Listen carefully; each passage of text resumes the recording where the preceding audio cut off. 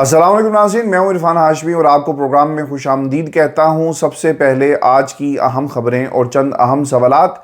इमरान खान ने जेल से 3 शख्सियात के लिए इंतहाई अहम पैगाम भेजा। ये पैगाम क्या है, इसकी तफसील शामिल करेंगे आज के इस प्रोग्राम में। और फिर व्यूअर्स, आपको ये भी बता दें कि पाकिस्तान में अब मंडी लगने जा रही है। ये मंडी किस नौयत की है और यहाँ पर किस किस्म का व्यापार किया जाएगा और इसे लीगल कवर इस मंडी को किसने दिया, इसकी निशानदही भी करेंगे आज की इस नशिस्त के अंदर। और व्यूअर्स, आपको ये भी बता दें कि इलेक्शन मुलतवी हो सकते हैं। ये जुमला इलेक्शन कमिश्नर ने खुद कहा और उसे ये क्यों कहना पड़ा, ये माजरा असल में क्या है, इससे भी पर्दा उठाएंगे। और व्यूअर्स, आपको ये भी बता दें कि पड़ोसी मुल्क ने पाकिस्तान पर 4 रॉकेट फेंके और ये रॉकेट चलाने का मामला असल में क्या है और ये रॉकेट कहाँ से चलाए गए और हदफ क्या था। और अब दफ्तर ख़ारजा का बयान जो है वो क्या बताता है और किसको बुलाकर अब इस पर एहतजाज जो है वो रिकॉर्ड करवाया जाएगा। व्यूअर्स, आपको ये भी बता दें कि पाकिस्तान में साइफ़र का ट्रायल जो है ना वो जिस अंदाज से चला, और ये ट्रायल किसी से ढका छुपा नहीं है। जज अबुल हसनात साहब इस ट्रायल को चलाते हैं और दूसरी तरफ पाकिस्तान तहरीक इंसाफ इस्लामाबाद हाई कोर्ट का दरवाज़ा खटखटाती है। वो इसलिए क्योंकि जो सुपरविजन थी या एडमिनिस्ट्रेटिव कहना चाहिए कि जो कोर्ट है वो है इस्लामाबाद हाई कोर्ट, और ये जज खुसूसी अदालत जो है वो इस कोर्ट की जुरिस्डिक्शन में आती है। आपको याद होगा कि मियां गुल हसन औरंगज़ेब साहब ने साइफ़र के पूरे ट्रायल को मुअत्तल किया और फिर ये भी कहा गया कि जनाब ये जो ट्रायल है ये इन कैमरा नहीं हो सकता बल्कि इसकी ओपन समात होगी। लेकिन वो किस किस्म की ओपन समात हो रही है वो आपके सामने है कि 3-4 सहाफ़ियों को अंदर बुलाया जाता है और वो बैठकर नोट्स लेते हैं और फिर बाहर आकर अपने चैनल के मालिकान एडिटर्स की मर्ज़ी से वो ख़बरें रिपोर्ट होती हैं। यानी बहुत सारे लोगों से मेरी बात हुई जो जेल के अंदर जाते हैं, खान साहब से मुलाकात भी करते हैं। बताया जाता है कि जिस तरह की ख़बर फाइल की जाती है वैसी ख़बर पाकिस्तान के टेलीविज़न चैनल पर नहीं चलती, बल्कि उसको छान कर और मर्ज़ी की लाइंस जो से निकाल कर इसे चलाया जाता है। व्यूअर्स, इन हालात में जब दोबारा से समात जज अबुल हसनात की अदालत में चली साइफ़र की, तो अब तक बताया जाता है कि 6 घंटे जो लास्ट समात हुई इसमें 6 घंटे इसकी कुल टाइमिंग थी। दोपहर से ये शुरू हुई और शाम 6 बजे तक ये चली। और ये भी बताया जाता है कि अब तक 6 गवाहों के बयानात जो है वो कलमबंद हो चुके हैं। बाकी गवाहों के बयानात अगली समात पर रिकॉर्ड जो है वो किए जाएंगे। अच्छा, आज की जो सेर हासिल गुफ्तगू कहना चाहिए या फिर जो ख़बर बाहर आई है, इसके मुताबिक एक सहाफ़ी हैं जी मोहम्मद ज़ैरफ़, और उन्होंने खान साहब के हवाले से जो अदालत के अंदर मौजूद थे कुछ बातें कही, कोट एंड कोट मैं आपके सामने रख देता हूँ। वो ये कहते हैं कि आज अडयाला जेल में साइफ़र केस की कवरेज के लिए सैकड़ों मुकदमात, जेल कैद, तन्हाई के बावजूद कमाल बहादुर इंसान को देखा जिसका पहाड़ जैसा हौसला, चट्टानों जैसा अज़्म, इमरान खान जैसी इस्तकामत से शायद ही तारीख़ में किसी पाकिस्तानी सियासत ने जेल काटी होगी।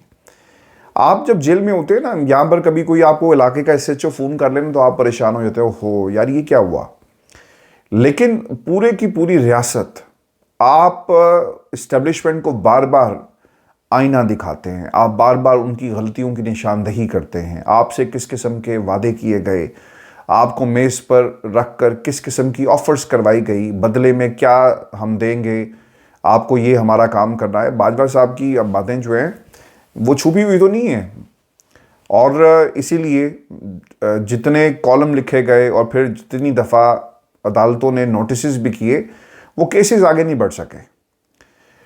व्यूअर्स, खान साहब इस सब को ना फेस कर रहे हैं, और जब आपके सामने बहुत सारी तकलीफ़ें हों और इसके बावजूद आप डटे रहें, खड़े रहें, और रियासत आपको तोड़ने की कोशिश करे, जैसा आपकी पार्टी को तोड़ दिया गया, आपके ख़ानदान वालों के ख़िलाफ़ केसेस चला जाए, तो इंसान ना एक दफ़ा ज़रूर सोचता है कि यार मुझे बैक फुट पे जाना चाहिए, या मैं सब मामला लपेट कर जाऊँ, मुझे क्या ज़रूरत पड़ी है।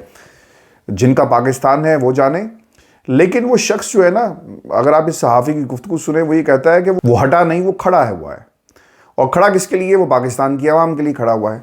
अब व्यूअर्स, खान साहब के जो मुतालबात हैं वो भी मैं आपके सामने रख देता हूँ, क्योंकि कैपिटल हिल का मामला, उसके अंदर गवाह मौजूद थे, सबूत मौजूद थे, इसलिए कार्रवाई हो गई है।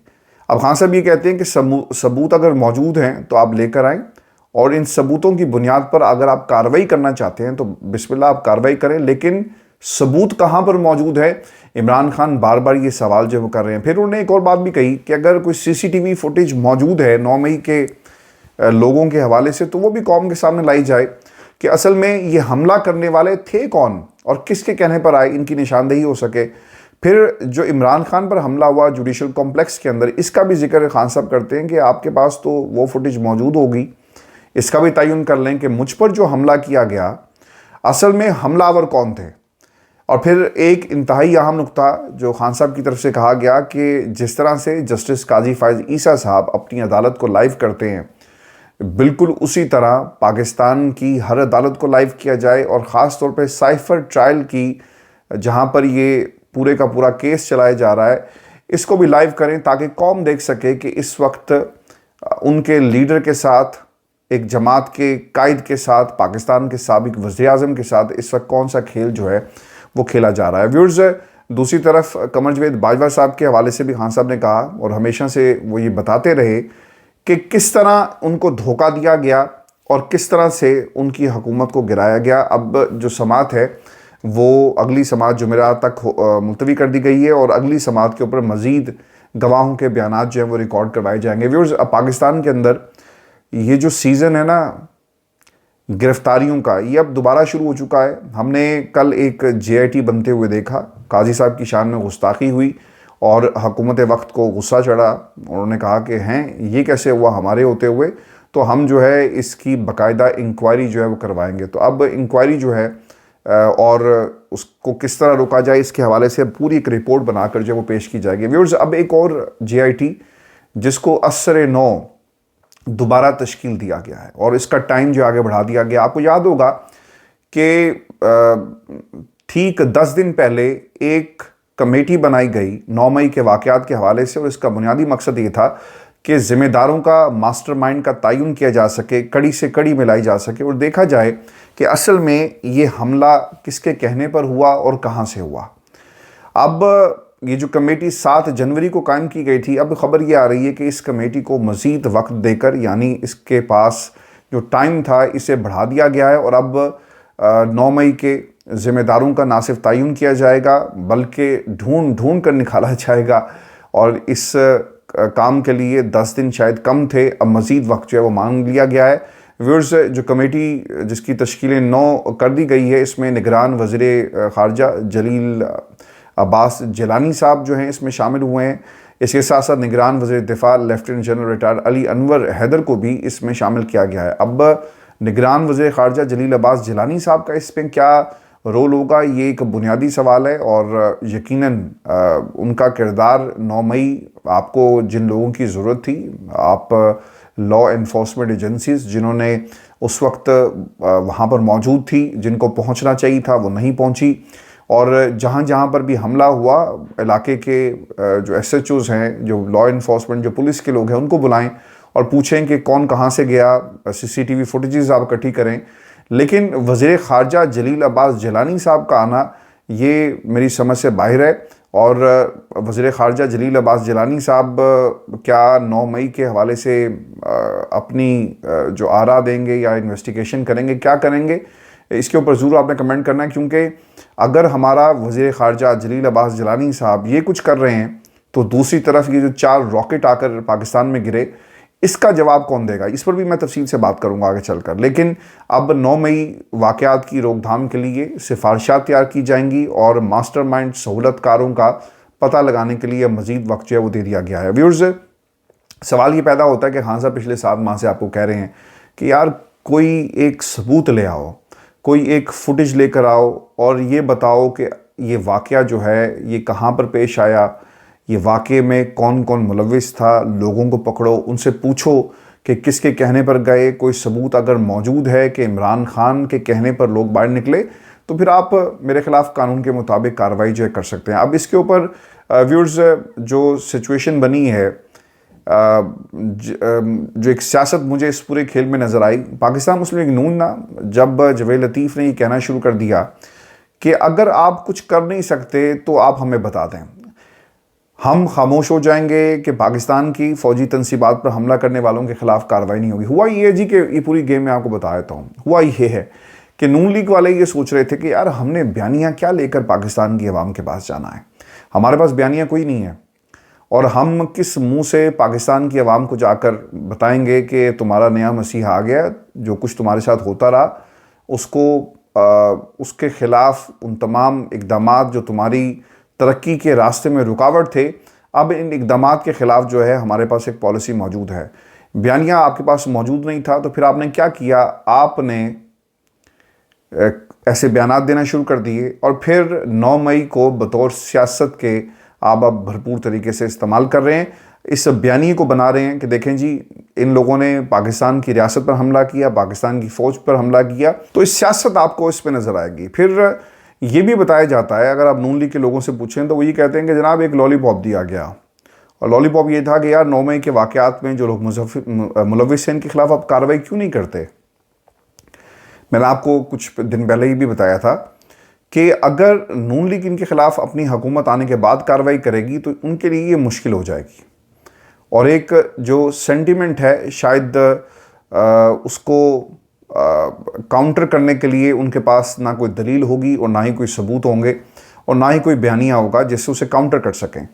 तो इसीलिए ये चाहते थे कि निगरान हुकूमत के होते हुए ये सारे का सारा जो डर्टी वर्क है इनसे करवाया जाए और हमारी हुकूमत के ऊपर कोई जो है उंगली ना उठा सके। जिस तरह लोगों से जब सवाल किया जाता है ना आजकल की जो निगरान हुकूमत है कि जनाब देखें लेवल प्लेइंग फील्ड नहीं है, जल्द से जुलूस करने की इजाज़त नहीं दी जा रही और क्या उन्हें इजाज़त दी जाएगी, तो उसका जवाब नहीं आता। और वो आगे से आपको जो जवाब ये मिलेगा कि जनाब हमने तो नहीं उन्हें इस खेल से बाहर किया या उनको नाअहल किया, असल में तो ये सब कुछ जो है वो पाकिस्तान की सबसे बड़ी अदालत के एक जज ने किया। तो ये एक साइकिल और एक इम्प्रेशन जो है वो बनाने की कोशिश की जा रही है। और इस इलामी में ये कहा गया कि ये जो लोग उठ के बार बार आ रहे हैं ना कि यार हमारा इंतखाबी निशान जो है बदल दिया जाए, ये इंतखाबी निशान नहीं चाहिए, हमें वो वाला इंतखाबी निशान दिया जाए, तो इससे मामलात ख़राब हो सकते हैं। पूरे मुल्क के अंदर जो प्रिंटिंग का काम है वो शुरू हो चुका है और 3 कॉरपोरेशंस को बाकायदा, यानी 3 जो छापे खाने हैं प्रिंटिंग कॉरपोरेशंस को बैलेट पेपर की छपाई के ऑर्डर जो हैं वो दिए जा चुके हैं। और ये एक स्पेशल किस्म का पेपर होता है और अगर वो शुरू हो गए और कल को हमें किसी अदालत की तरफ से कहा गया कि जनाब ये 8 हल्के हैं और इन लोगों के इंतखाबी निशानात जो हैं आप इनको तब्दील कर दें, तो फिर बैलेट पेपर पे तो छप चुके, तो हम उस कागज़ का क्या करेंगे। अब उन्होंने जो एलामिया जारी किया वो ये कहते हैं कि इस बार 26 करोड़ बैलेट पेपर छपवाए जा रहे हैं, इंतखाबी निशाना तब्दील करने का सिलसिला ना रुका तो ऐसे हलकों में इलेक्शन मुलतवी करना होंगे। फिर सिक्योरिटी सूरत हाल भी तशवीशनाक है, ये भी उन्होंने कहा। सिक्योरिटी के मसाइल भी काफ़ी ज़्यादा हैं। और फिर व्यूअर्स आपको मैं एक ख़बर ये भी दे दूं जिस पर मैंने इससे पहले भी बात शुरू की कि अगर वज़ीर ख़ारजा साहब जो हैं हमारे जलील साहब जो हैं वो अगर किसी 9 मई की कमेटी में अगर उन्हें बिठा दिया जाएगा, यानी जलील अब्बास जिलानी साहब को जो निगरान वज़ीर ख़ारजा हैं, तो ये काम फिर कौन करेगा। हुआ ये है कि सिक्योरिटी की जो बात आप कर रहे हैं ना, तेहरान ने पाकिस्तान के अंदर अस्करी पसंद तंजीम जैश अदल के ठिकानों को निशाना बनाया। ईरान की सरकारी खबरसां एजेंसी और सरकारी टेलीविज़न के मुताबिक हमलों में ड्रोन और मिसाइल इस्तेमाल किए गए। ये हमला ईरान से मुल्का बलूचिस्तान के ज़िला पंजगुर में किया गया। पंजगुर से तकरीबन 60 किलोमीटर दूर सब तहसील में एक कोहे सब्ज़ नामी गाँव में मगरिब के वक्त एक मस्जिद और इससे मुल्का घरों को मिसाइल के हमलों से निशाना बनाया गया। 4 मिसाइल दागे गए जिसके नतीजे में मस्जिद और घरों को नुकसान पहुंचा और इसमें अदरीस नामी शख्स के 2 बच्चियों की मौत हो गई। हमले में खातून और बच्चों समेत 4 अफराद ज़ख्मी भी हुए। जिलानी साहब को तो इसके घर जाना चाहिए क्योंकि पाकिस्तान की हदूद था ना जहाँ पे ये वाक़या हुआ, और पाकिस्तान ने अभी इस वाक़े की जी तस्दीक कर दी है। मैं आपके सामने ना एक डिटेल ये जो ख़बर है ना ये भी मैं आपको पढ़ के सुना देता हूँ कि असल में पाकिस्तान दफ्तर ख़ारजा क्या कह रहा है? दफ्तर ख़ारजा ये कहता है जी कि पाकिस्तान की खुद मुख्तारी की ये खिलाफ वर्जी मुकम्मल तौर पर नाकाबिल कबूल है और इसके संगीन नताइज निकल सकते हैं। नताइज की जिम्मेदारी पूरी तरह से ईरान पर आयद होगी और पाकिस्तान ने हमेशा कहा कि हमारी के दहशतगर्दी खित्ते के तमाम ममालिक के लिए मुश्तरका ख़तरा है जिसके लिए भरपूर कार्रवाई की ज़रूरत है। इस तरह की एक तरफ़ा कार्रवाइयाँ अच्छे हमसाया ताल्लुकात के मुताबिक नहीं है और ये दो तरफ़ा एतमाद को शदीद नुकसान पहुँचा सकती है। आपकी फ़ॉरेन पॉलिसी जो है ना वो बुरी तरह फ्लॉप हुई। अगर कहीं पर फ़ॉरेन पॉलिसी थी तो ये चैनल्स किसी को हिम्मत थी कि पाकिस्तान में इस 4 मिसाइल यार हमारे पाकिस्तान के अंदर इससे पहले भी 2 मिसाइल गलती से पाकिस्तान की तरफ उनका रुख कर दिया गया, हमने उसका भी इसी तरह जवाब देकर खामोशी इख्तियार कर ली। हम कुछ नहीं कर सके। क्या ये जिलानी साहब हैं, इनका काम 9 मई की कमेटी में जाकर बैठना है या पाकिस्तान के इन मामलात, यानी तगड़ी किस्म की आपको एक फ़ॉरेन पॉलिसी चाहिए, तो क्या निगरान ये तगड़ी फ़ॉरेन पॉलिसी बना सकेंगे? नहीं बना सकेंगे। इसीलिए हम कहते हैं कि पाकिस्तान को एक मजबूत हुकूमत की और एक लीडरशिप की ज़रूरत है, क्योंकि जो पॉलिसीज़ होती हैं व्यूअर्स वो मेक शिफ्ट अरेंजमेंट से नहीं आती। आज देखें कितना नुकसान हो गया कि ईरान ने, एक मुस्लिम मुल्क है ना, इससे पहले भी एक हमला हमारे ऊपर हुआ और अपाची हेलीकॉप्टर्स आए, उन्होंने हमले शमले किए, एक बंदे को वो उठाकर लेकर चले गए। क्या हुआ वो आपके सामने है। और ओबामा ने अपनी किताब के अंदर लिखा कि मुझे ऐसा लगता था कि सदर साहब जो हैं वो शायद गुस्सा होंगे, लेकिन उन्होंने कहा कि वेल डन, बहुत ज़बरदस्त काम किया। तो पाकिस्तान की फ़ॉरेन पॉलिसी को अगर आप इस तरह तन्हा छोड़ देंगे ना और 9 मई के पीछे पड़ जाएंगे, यानी ये जिलानी साहब का काम नहीं है, ये जिनका काम है आप उनसे करवाएं, तो फिर व्यूअर्स हालात किस तरह ठीक होंगे? हालात कभी भी ठीक नहीं हो सकते। ये एक एग्जाम्पल है और ये वो चीज़ें जो हमारे सामने आ जाती हैं। यहाँ पर बहुत सारी ऐसी चीज़ें होंगी जो रिपोर्ट नहीं होती, उनके बारे में हुकूमत क्या करती है, निगरान क्या करते हैं, जिनके पास कैपेसिटी इशू है। मुझे इनकी इंडक्शन से तो यही लगता है कि जिलानी साहब को अच्छी अंग्रेज़ी क्योंकि लिख सकते होंगे, मुझे कोई डाउट नहीं है, इसीलिए इस टीम में शामिल किया गया कि यार अच्छी अंग्रेज़ी लिख दीजिएगा और ये रिपोर्ट बनाकर आपने पेश करनी है। इसके अलावा इसका कोई और ताल्लुक़ नहीं है। आप कमीना खुद से बैठ कर ये काम करें, ये कमीना का काम भी नहीं था ना।